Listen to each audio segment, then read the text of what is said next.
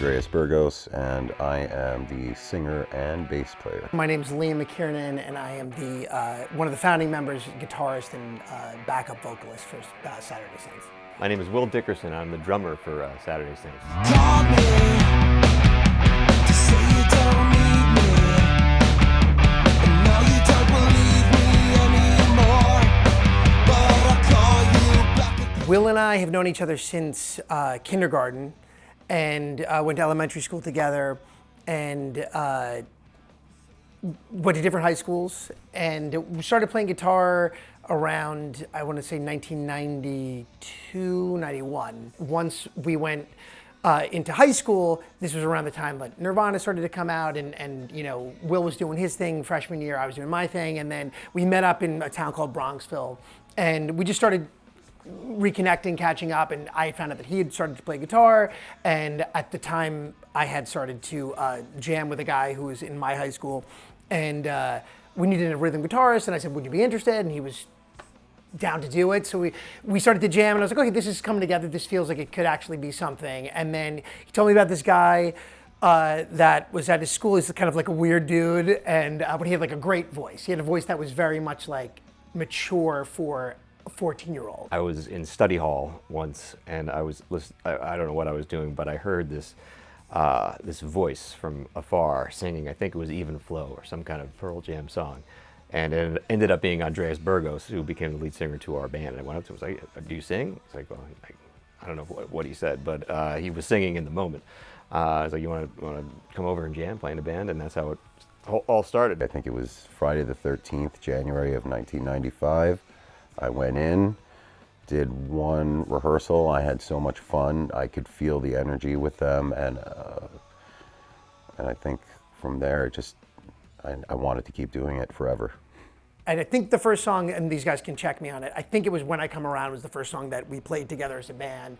And I remember very much in that moment being like, something's happening here. Like, I don't know what it is, but it very much felt like it was the greatest version of When I Come Around ever, even though it probably was like unlistenable.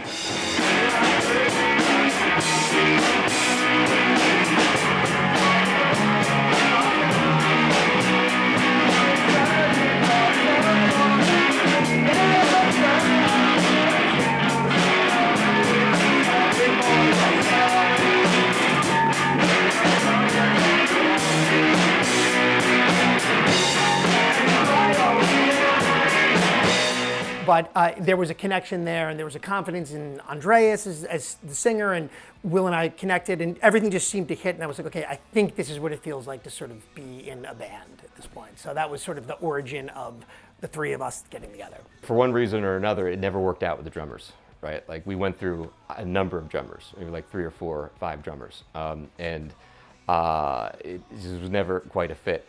And I just got sick of it. I was like, hey, drumming can't be that hard. Like, maybe I'll give it a try. So I just started playing drums with sticks on pillows on my bed, watching Dave Grohl play, to the point where I can like figure out how to hit the drums at different times. Because for me to actually get my parents to buy me a drum set, I had to convince them that I had the potential to play, and I had to convince myself first, because it's not easy. Because your limbs are doing different things. So for like a couple of months, I was doing it to see if I could make any sense of it.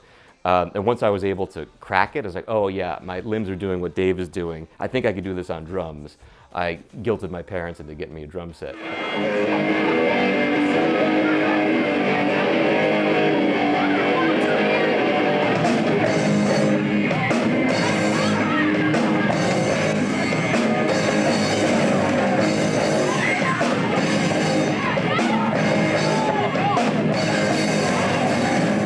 Maybe for the verse, a little bit on the higher side. Like a hair. Like That's cool. it just brings them out a little bit more. I agree. Gives them a little more tone. That's cool. Probably just leave it there for the whole thing. Next up.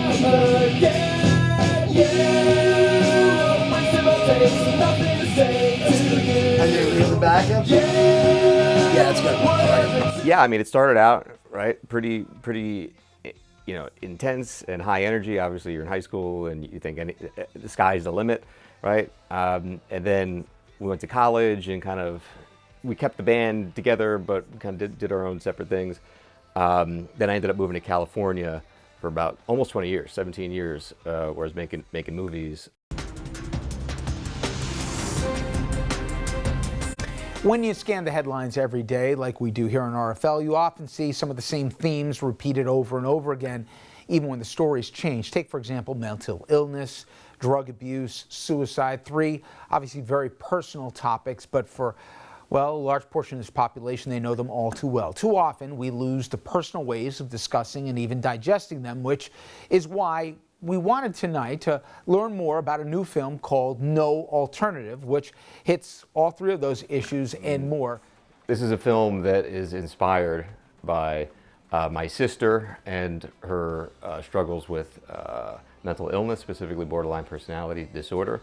But it also focuses on her musical pursuits and Guy Smiley's musical pursuits, which is our band's name from back in the day. First we were Guy Smiley, then Latter-day Saints, and then Saturday Saints. What was really cool about it was we got to use a lot of the music that we recorded back in 2001. In the film, the soundtrack to the movie ended up getting some exposure. We ended up winning a few awards for the soundtrack, which got the attention of an indie record label. And we ended up getting a record deal, which was something we always wanted to, obviously, to achieve back when we were teenagers. So, you know, we were in this really interesting, strange, and awesome situation where 20 years had passed, and we weren't totally defunct as a band. I mean, we still got together and played, but we certainly weren't taking it seriously, like we were doing it in any sort of professional sense. But this was an opportunity that presented itself to take the band into a professional arena. It was funny to find ourselves in a situation where in our early to mid 40s with kids and trying to make a go as rock stars.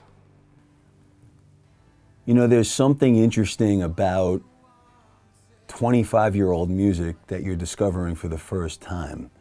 And I know that a lot of this stuff was written a long time ago, but to hear how it applies today so fluidly is the immediate appeal. And then, let's face it, there hasn't been a lot of good music out there. There's some, but when you get your hands on something like Saturday Saints that's familiar and new, it's gold. The album that we did that came out 2 years ago or whatever, very much I was in a dark place. The pandemic, obviously a lot of stuff was going on. I had 2 very young daughters. Didn't have a lot of, outside world contact. So I think a lot of it was sort of like a hard, sort of, I guess, introspective look, for better or for worse. There was a lot of band tumult. It was getting to work together with guys again that we hadn't written music or worked together in 20-something years. So that's essentially like an entire profession where you could have retired.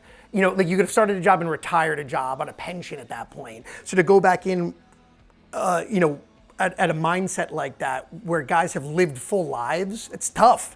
So I think that's sort of, and not that lyrics are about anyone in particular or anybody in the band in particular, it's just sort of like, this is like, it's a relationship that needs to take a lot of work and it's exhausting. And I think those other guys have touched upon it too, where we're not 17 and 18 years old anymore. I can't just play guitar for 9 hours in my bedroom. Like, I have responsibilities. I have a full-time career. I have a wife. I have kids. So it became very much like, if I'm putting in this work and this effort, like, you better be fucking putting in the effort too. So that was a struggle, and I think maybe a lot of that came from that. When you're hearing a band live, you're hearing their soul.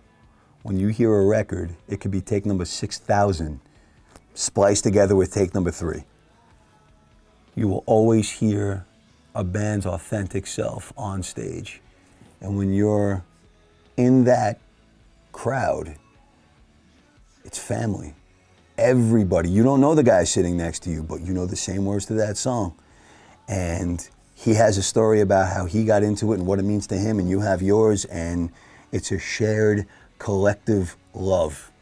There is nothing like a live performance, and any band, I think every band benefits from playing live. You guys brought earplugs. It's really my just deep pleasure to be introducing Saturday Saints with my dear friend Liam McKiernan at the helm, and I want to thank this band for bringing their talent to rock the night. I'm going to turn it over to them, and thank you. As time has gone on, and the more I've gotten people communicating with me about our band and hearing things like, hey, you inspired me back when you were playing Battle of the Bands in high school. Oh yeah, you inspired our band too. And you know, just recently a friend of ours saw a video clip and I was like, oh my God, that's you guys? Like, I remember seeing a VHS copy of that tape at a friend's house. That's why I started playing bass. That's why I started playing in my band. And so I think that's the legacy almost of any band, is that it's not about like me and what am I gonna leave behind in the sense of how it's gonna, you know, make me feel great, and you know, and like make me feel like important, but more so it's this communication with your audience and with your family and with your friends and with everyone who hears it, and how does it affect them and does it inspire them? And that's kind of like what I think every band wants to do, is that, yeah, they want to have fun doing this, and that's, you got to check that box. But you also want to inspire other people. Why not? Why not have it be that you inspire someone and then they inspire someone, and just like have it be this domino effect of this beautiful thing. And even our children, you know, we've all got children and we can see it. Where, you know, I know my boys are a little older. They love playing the guitar. They've got an electric drum set now. They love to record music. They're starting to listen to all these bands. They're introducing me to ideas and concepts in bands that I would have never even met. So in a way, it's almost like, again, it's this give and receive kind of thing where you're giving out something and then, but something comes back with it. And it's a beautiful thing. It's like, it's really fulfilling. Can you guys believe how full of shit this guy is? Yeah, I know, right? Yeah. I heard you creak the door open, and I was like, Good thing I didn't cut on that. Yeah, I know.